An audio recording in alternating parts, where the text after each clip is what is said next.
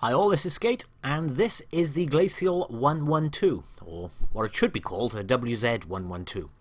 This is the Chinese Tier 8 heavy tank. Now, I recently did a preview of this the day the update came out, so I pre-record my video the day before, and then I'm allowed to upload it basically on that day. So I don't really get a full chance to go through many details on the tank, which is why, well, I cover the basics on the tank and I refer to it as a preview and not a guide. This one, or this video, I'm going to go into as much detail as possible, if not probably too much. The first thing I want to cover is the camo. I've had a lot of questions in the comments saying, can you remove the camouflage? The straight answer is no. As you can see, it's faded out. You're not allowed to remove it. That being said, though, I'd probably say this is the least lairish version, especially when you compare it to the Helsing anyway, of camo we've got in the game. So I actually don't mind this camo. And even if I did, I would still, and I am still grinding out to get this tank because it is very, very good. I made a little bit of a bold statement in my preview video saying I think this tank is better than the IS-3 Defender, which naturally caused people to respond in the comments, which is understandable. I'm going to try and defend that a little bit in this video and give you a bit of a better explanation as to why. But before we do that, I just want to run through my loadout on this tank. On the equipment front, I'll run the vert stabs, gun lane drive and the rammer. And on the provisions, I run the 2 for crew skills and the improved fuel. And then on the consumable front, I run adrenaline, a multi-purpose repair kit, and the repair kit. And obviously, we can't change the camo. On the ammunition front, I run 24 AP, 15 heat, and 6 HE. Now, the reason I run so much heat on this is because the standard AP penetration is lacking. The standard AP is 175mm of pen, which is below average for a tier 8 heavy. And this is where this tank underperforms in comparison to the IS-3 Defender, etc. IS-3, IS-3 Defender, and IS-6 all have over 220mm of penetration on the AP. This tank does not. The premium ammo, however, has 270mm of armor. 270mm of penetration, which is more than enough. The only problem is this does eat into your credits. That being said, although it does lower the profit margin, I've never lost credits on this tank, not by a long shot. You'll see the credits after each battle in this video anyway, so you can make your own mind up on the credit front. I'd actually put it on par with the IS-6, with the IS-3 Defender anyway. It's not as good as a Lerva or a T-34, so you can guess the sort of region it's around. Okay, so aside from that, why do I like this tank and why do I think it's broken? Because it's OP. And it's more OP than an IS-3 Defender. And the reason it's more OP is the armor. The armor is thicker, it's angled more aggressively, the tank is lower, and it's not piked. That's why I think it's more OP. And because it's not piked, it means you can use it much, much more effectively. So, have a look at this picture and you'll see exactly what I mean.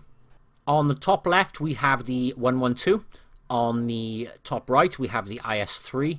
Bottom left, IS-3 Defender. And obviously bottom right leaves us with the IS-6.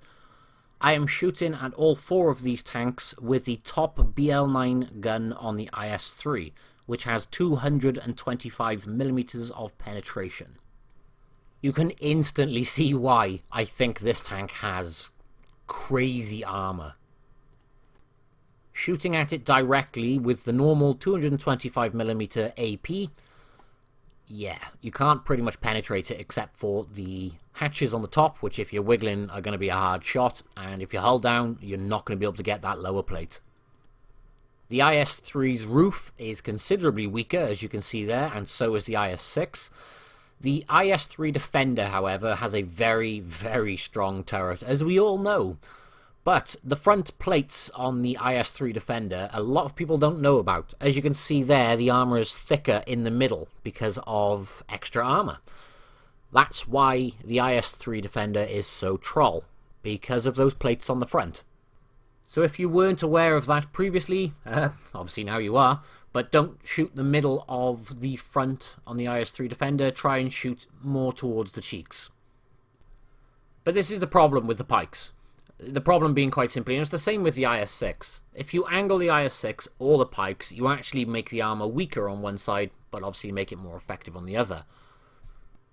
So regardless if you're head-on with one of these, or if you are at an angle, you've got more chance of penning one of those other three tanks than you have in comparison to the 112.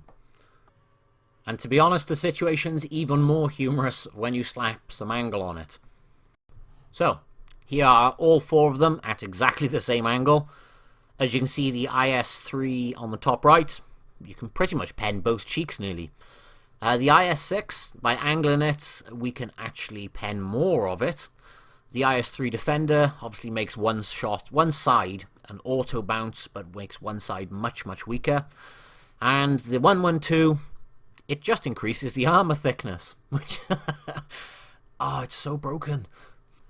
Now, obviously, this is firing at it with the AP. With all these tanks, a lot of people will just load APCR to shoot at these things. The reality is, though, even with APCR, you still have a higher chance of bouncing it because of how good the armor is in comparison to the others. So on that side of things, 112, it wins hands down as far as I'm concerned in regards to the armor. The major downside to the 112 on the front, obviously if you're not hull down and somebody can get shot into that lower plate, you're probably going to get set on fire.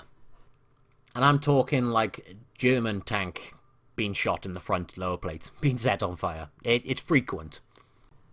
Even though this tank is prone to fires, I still don't carry a fire extinguisher. I much prefer the multi-purpose repair kit. Aside from armor, let's just compare the other characteristics very quickly on Tank Compare. So we've got the Glacial, the IS-3 Defender, IS-3, and both the IS-6s. Now, the one on the far right is the one with the lower pen, thus the higher DPM. Aside from that one, this thing has the second highest DPM. Obviously, as you can see here, where it does lack is the pen, as we already mentioned at the start. But the rate of fire, obviously we assume it would be better because the DPM's better, but rate of fire, as you can see, it's second best there as well. But when it comes to shell velocity, it's second from bottom. Now, in terms of gun dispersion, there is negligible amounts between all of the premium tanks. The IS-3 has better.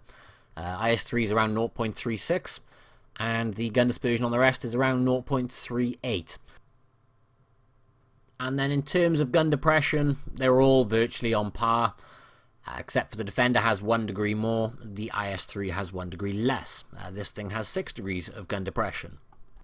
And then in terms of mobility, this is the slowest. The Glacial is the slowest out of all of them. It's also not the best at accelerating. When you put it up against an IS-6, you both go off on your travels. The IS-6 will slowly pull away from you, but not enough to leave you miles behind the rest of your team. And this is pretty much the case throughout. Everything is pretty much on par now. Health is only about 50 between each of the tanks here, and only a couple of meters difference in view range. Obviously we've covered armor. I'm trying to go as quick as I can now because I've been talking for approximately 10 minutes and we haven't even seen the damn thing in battle yet. So I'm going to skip into some replays now then. Okay, so this first replay I've included not because it's wow or anything like that. It is, well, the end is amusing, I'll say that. And I also take a bit of a beating in this tank. So you'll see, well, what it's like shooting the tank at range. Mobility first off there, you can see Su-152 is pulling miles ahead of us. But if we turn around in a second, you'll see we're pulling away from the Tiger II. To be honest, you probably won't feel a great deal of difference when you're driving on the flat in comparison to an IS-3 or anything like that. The only place you will feel it is when you're going up a hill. It really does slow down going up the hill, as you can see here. But we're on Castilla, and I am going to be playing this spot quite aggressively. We're pretty much hull down by here. Nobody can get to our lower plate because they're shooting up at us.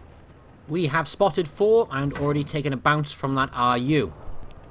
So while I'm paying attention to my side here, I think this Tiger... yeah. I have no words. I think he pretty much just wanted to come and shoot the new tank, which was just suicide.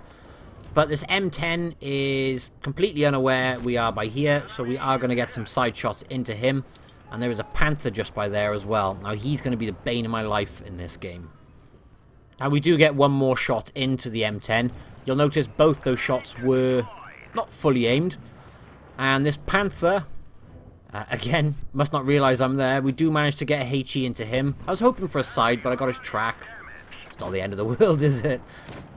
Now, while he is preoccupied, I'm still getting shots into the side of me from that RU-251, which have all bounced so far. And as I say that, the RU-251 starts penning my side while I completely screw up a shot on that Tiger 2. But being as there is not much I can do about him by there, other than come back and bounce his shots off the front, I decide to get behind these rocks and try and deal with this T-44. So I get one into him, RU-251 gets one into him as well. I have lost a bit of health because of that. I had two choices, push towards this Tiger 2 in front of me or back up. Now I have to back up because I am getting nailed non-stop from that Panther up there. And you can see he's penning the side. Now as soon as I turn my frontal armor to him, yeah, he's not penning me anymore. But I can't see him anymore, so I am going to try some blind shots on him. And one of them does hit. I'm not sure if it was the one earlier or that one. I'm going to assume it was that one. So my first shot, I hit the Panther 4, around 200 damage, and we know one of those blind shots have hit. Now that Tiger has been overwhelmed, so I'm going to go get a shot into the Panther. That one we know for a fact goes in, so he is on 700 health. See, I checked left there. There's no point in me going towards that Tiger 2. He is just going to be dead by the time I get there. So I'm going to try and get some damage into this Panther. And you will see I am attempting yet more blind shots. And we won't know if that hit until the Panther reappeared. Now the Panther reappeared somewhere completely different, and as a result we know that did not hit. However, is this one going to hit? He's there. He's not there. He's dead. Wait, hang on. He had 700 health. Now at this point in time, I just assumed someone else had shot him at the same time. Then it got me thinking, I saw no other shots flying in then. And I did really good damage. 66,000 credits, by the way. As you can see, it's not bad in the credit front. So what I'm going to do now is quickly pop down to the Panther and check what we did. And yep. We got an ammo rack. I don't know why I find things like that so amusing, but I got an ammo rack and I didn't even realize. So we only put 3 shots into him and did 1,200 damage. So it kind of made up for that low HE shot we got into him the first time. And also, thanks to the Panther, we got ourselves a steel wall. And obviously thanks to the RU-251, because he just kept tinging him off my turret. But yeah, 66,000 net profits. It's not the greatest if you compare it to the Lerva, but when you compare it to an IS-6, perfectly fine. So I haven't really mentioned angling too much. I pretty much covered it at the start.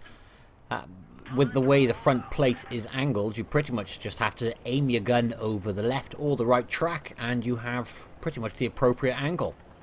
It's also a fantastic side scraper. It has got spaced armor. The sides aren't as strong as the IS-3, but because the front plate is considerably stronger, you can side scrape it very, very well. The problem I've got with this tank is because I know the armor is so good, I play it very aggressively, which can get you in some pretty sticky situations. Now in this scenario, I'd usually hang back and wait until the Reds came towards this spot, as most people do. But I gunned it a little bit too much. And as you can tell from that example, it's also very good at peek-a-boom. Purely because you're not having a weak... I don't know what that IS... What was he doing? You know you're in for a good game when your team does that. Now, I I don't get why people do that. There's a giant tank right in front of them. How can they miss it? On a more serious note, it's good at peekaboo because that front plate is so strong and the way it's angled. As long as you can keep your inner track wheel inside behind cover, you're going to do a lot of bounces, but you are risking your lower plate being shot. So provided you do it quickly, you should in theory be okay. Side scraping is obviously better, but in a lot of circumstances it's easy just to run out, and sometimes you need to do that quite quickly. In this circumstance, I completely screwed up my shot on the front of that IS-3. I shot the very front of the spaced armour, so instead I'm just going to aim for smack bang in the middle, and now you'll see I'm trying to angle. He in theory doesn't have the gun depression to get down low enough to me, but he's ignoring me anyway, so we can finish him off, help our friendly IS. And I was going to use the tank as cover, but when I noticed that we are losing by a tank, I decided I'm going to go and rush in. He actually manages to squeeze through both of us, which is rather embarrassing, but we both managed to get a shot into him at the same time. Between us both, though, we only did 690 damage, which in theory means we both had really bad low rolls. It's irrelevant anyway. He ran back out in front of our guns, which means I managed to get the kill, which puts me on 3 kills, and it levels the playing field between the teams. As I say that, the IS kills the LTTB, which is when I got a nasty shot in the side, so I'm going to go and deal with this Tiger by here. Now, the position I'm in, he can't actually see my lower plate, and I have no idea where that shot went. But the reason I'm positioning myself back is A, so he doesn't see my lower plate, and B, where I am here, the IS, which is on his way around the right, can't shoot at me as well. So you'll see the angle I'm using on the tank, and I am quite happy to sit by here bouncing the Tiger's shots. He's got no chance of penetrating me at this angle. I do get one more into him, and I notice the IS has nearly finished his rounds, and as a result, I am going to come out in front of the building, avoid the IS's return fire, and finish off that Tiger before he gets into cover. Now, the enemy IS has noticed my friendly IS on 12, so he's ignoring me, and he's gone to go deal with him. So, friendly IS gets a shot into red IS gets a shot in and kills him. Which means he was a one-shot for me then. So that finishes that game on 5 kills, and plenty of health left. But we did fire 3 heat rounds, one of them bounced, which has impacted on our net profits. We made 105 gross, and we only came away with 54,000 net. Now, firing heat in this thing, if the heat doesn't penetrate, it really does eat into the profits. If you do fire heat, and it does penetrate, for example on a higher tier tank, you'll still make pretty good profits, as I'm hoping this game will demonstrate. I am in a platoon with my other half, and you can see she is in her M46 pattern. We are on mines, and she is the only medium tank on the team, so she is going to go up the hill and she's going to spot, but she's not going to push onto the hill because she will easily get wiped out. I am going to go up and support. Now, this thing is very good on hills, although it only has 6 degrees of gun depression. Obviously, the more you angle the front, the more effective armor you're going to be getting on it. So if I can use places on the hill which are on a low gradient, I should be able to still aim down like here and bounce the returning shots. I am being very cautious here because there's a Leo right in front of me, you've got the 2 tanks on the hill on the left, and there's a Centurion behind the rock on the right. So in theory, if any of them popped out, they should be able to get a good shot into my sides. And that is exactly what happened. That Centurion managed to get a shot in and damage my ammo rack at the same time. I'm less concerned about the Centurion though than I am about that T-54 on the left, because he can do some very nasty damage very quickly. The Centurion, although it has a very good rate of fire, he can't leave himself exposed for too long. That M103 popped out a little bit too far and he really did pay the price, but we bounced a shot off the left there and we've just bounced one off the Centurion on the right. I am trying to focus this T-54, but that Centurion just bounced off the back of my turret. It's off the back. Now you'll see I've left my heat loaded. I've only fired one heat so far, but I just fired a second one. I can't believe that went in. It didn't get absorbed by the tracks or the spaced armor, but it did go in. Now the reason I left it loaded is because I wanted to make sure I could deal with the T-54 when it came back around. Instead, the IS-3 comes back around, and we do manage to get that one into him and finish him off.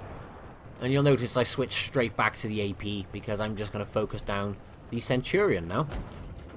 As I say that though, the IS-8 on my team decides to do a suicide run, comes out to the M103 and gets taken out by the Borsig. It does mean I can finish the M103 very, very quickly, and now it's just myself versus this Centurion by here. And it seems to have gone very skippy by here, so I really do apologise, guys, but basically what's happened is he bounced one, penetrated the other, killed my driver, which means in my return shot I managed to finish him off. As we do that, we notice we are being flanked. We are being flanked by the Leo PTA and the enemy KV-4. Now, as soon as I see the KV-4 is pointing his gun this way, you'll see I'm trying to side scrape it up against here, and it's almost like he gave up and just couldn't be bothered with me. He literally just turned his gun away from me. So I know the Borsig is not going to be able to get me where I am. I am going to stay by here and try and concentrate the KV-4. As I say that, the other half takes out the KV-4 then. So it is just the Borsig. Now I know the Borsig is around by that building, or I think I know the Borsig is around by that building because that's where he was last seen.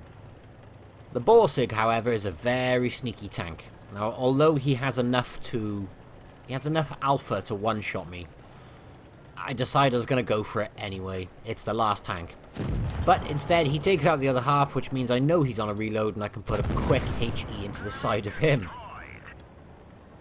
We bounced a total of 10 shots, and 2 only did track damage as well. So it's 12 shots pretty much absorbed by the tank, which that was more than enough to pretty much kill me once over again.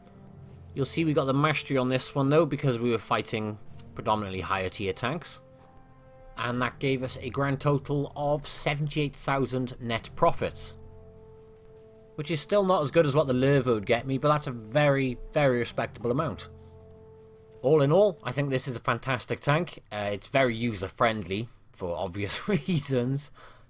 But yeah, it's definitely one I'm doing the grind for myself. I hope everyone's enjoyed this video as well. I hope you found it informative, helpful, etc, etc, etc. Thank you all for watching, and I'll catch you in the next video. Bye-bye.